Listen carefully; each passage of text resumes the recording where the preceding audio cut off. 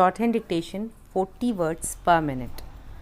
After back counting हम dictation को शुरू करेंगे, तो आप अपनी कॉपी एंड पेंसिल प्रिपेयर कर लीजिए ताकि हम डिक्टेशन को फ्लुएंटली लिख पाएँ। सो 5 4 3 2 1 स्टार्ट।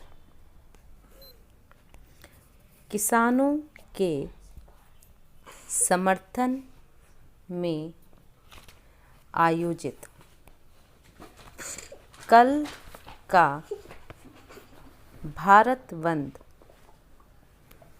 शांतिपूर्ण तरीके से संपन्न हुआ तो यकीनन इसके लिए प्रशासन और आंदोलनकारी दोनों की सराहना की जाएगी। इस बंद को देश की ज़्यादातर विपक्षी पार्टियों और अनेक सामाजिक संगठनों ने अपना समर्थन दिया था और यही वजह है कि कई राज्यों में इसका असर भी दिखा है। दरअसल किसानों और जवानों के प्रति भारत में एक विशेष अनुराग का भाव शुरू हो रहा है, इसलिए उनकी मांगों से आम जनता को कभी शिकायत नहीं होती। सरकारों का रवैया भी उनके प्रति अमूमन संजीदगी और सहानुभूति भरा ही रहता है। नए कृषि कानूनों से जुड़े मौजूदा विवाद में भी सरकार और किसानों के बीच कई दौर की वार्ताओं से साफ है कि बातचीत से एक संतोषजनक रास्ता निकालने की कवायद की जा रही है। बहरहाल भारत बंद को जिस बड़े पैमाने पर विपक्षी दलों ने अपना समर्थन दिया, इसका नैतिक पहलू तो खैर अपनी जगह है ही, मगर इसके अलग राजनीतिक निहितार्थ भी हैं। यह एक सच्चाई है कि भाजपा विरोधी पार्टियों के केंद्र सरकार की कतिपय नीतियों के विरुद्ध अपने बूते देश भर में कोई राजनीतिक आंदोलन खड़ा करने में खुद को असमर्थ पा रही थी।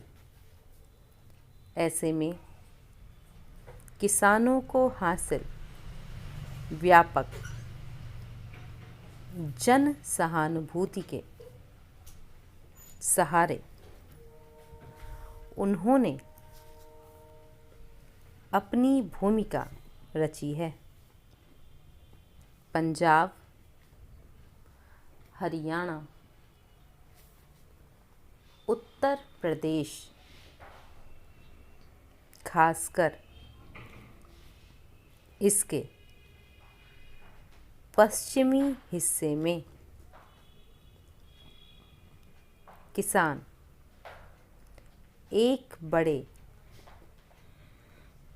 वोट बैंक भी हैं और इन राज्यों में राजनीतिक रूपरेखा तय करने में उनका अहम रोल रहता है। पंजाब और उत्तर प्रदेश में विधानसभा चुनाव 2022 के शुरुआती महीनों में ही होने वाले हैं। ऐसे में राजनीतिक पार्टियों को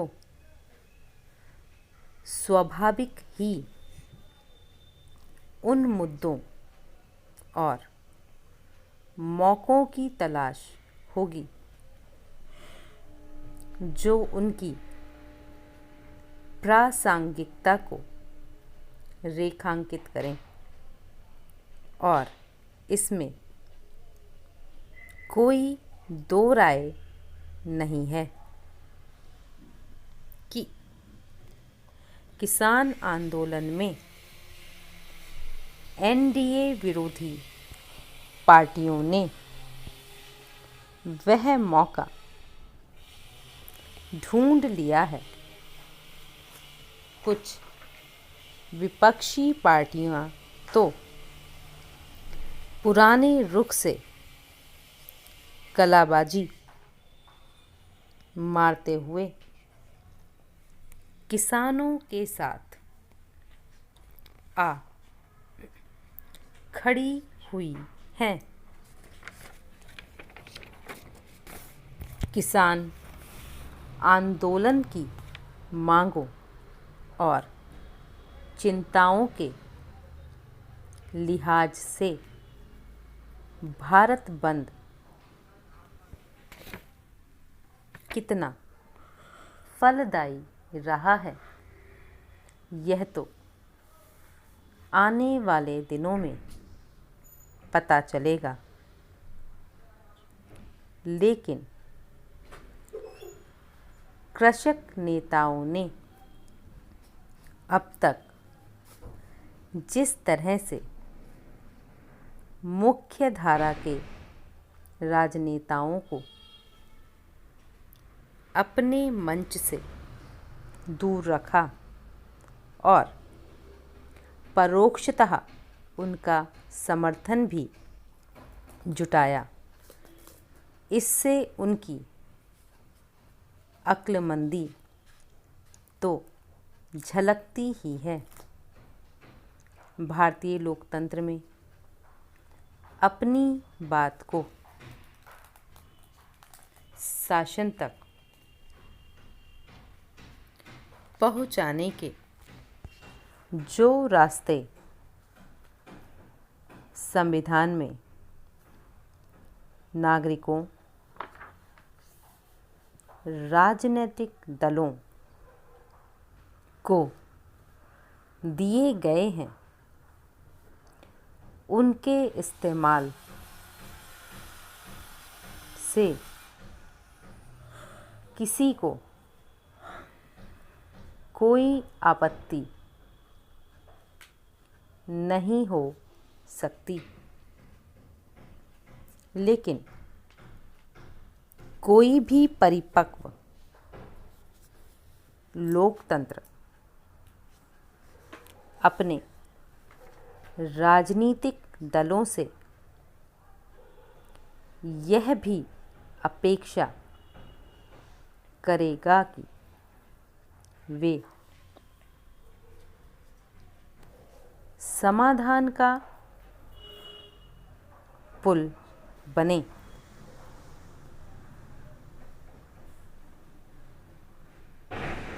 शॉर्ट एंड स्पीड 60 वर्ड्स पर minute. After back counting speed शुरू हो जाएगी। So you may ready for your shortened speed. 5, 4, 3, 2, 1 start. किसानों के समर्थन में आयोजित कल का भारत बंद शांतिपूर्ण तरीके से संपन्न हुआ तो यकीनन इसके लिए प्रशासन और आंदोलनकारी दोनों की सराहना की जाएगी। इस बंद को देश की ज़्यादातर विपक्षी पार्टियों और अनेक सामाजिक संगठनों ने अपना समर्थन दिया था और यही वजह है कि कई राज्यों में इसका असर दिखा भी है। दरअसल किसानों और जवानों के प्रति भारत में एक विशेष अनुराग का भाव शुरू हो रहा है, इसलिए उनकी मांगों से आम जनता को कभी शिकायत नहीं होती। सरकारों का रवैया भी उनके प्रति अमूमन संजीदगी और सहानुभूति से भरा ही रहता है। नए कृषि कानूनों से जुड़े मौजूदा विवाद में भी सरकार और किसानों के बीच कई दौर की वार्ताओं से साफ है कि बातचीत से एक संतोषजनक रास्ता निकालने की कवायद की जा रही है। बहरहाल भारत को जिस बड़े पैमाने पर विपक्षी दलों से अपना समर्थन दिया, इसका नैतिक पहलू तो खैर अपनी जगह है ही, मगर इसके अलग राजनीतिक निहितार्थ भी हैं। यह एक सच्चाई है कि भाजपा विरोधी पार्टियों केंद्र सरकार की कतिपय नीतियों के विरुद्ध अपने बूते देश भर में कोई राजनीतिक आंदोलन खड़ा करने में खुद को असमर्थ पा रही थी। ऐसे में किसानों को हासिल व्यापक जन सहानुभूति के सहारे उन्होंने अपनी भूमिका रची है। पंजाब, हरियाणा, उत्तर प्रदेश, खासकर इसके पश्चिमी हिस्से में किसान एक बड़े वोट बैंक भी हैं और इन राज्यों में राजनीतिक रूपरेखा तय करने में उनका अहम रोल होता है। पंजाब और उत्तर प्रदेश में विधानसभा चुनाव 2022 के शुरुआती महीनों में ही होने वाले हैं। ऐसे में राजनीतिक पार्टियों को स्वाभाविक ही उन मुद्दों और मौक़ों की तलाश होगी जो उनकी प्रासंगिकता को रेखांकित करें, और इसमें कोई दो राय नहीं है कि किसान आंदोलन में एनडीए विरोधी पार्टियों ने वह मौका ढूंढ लिया है।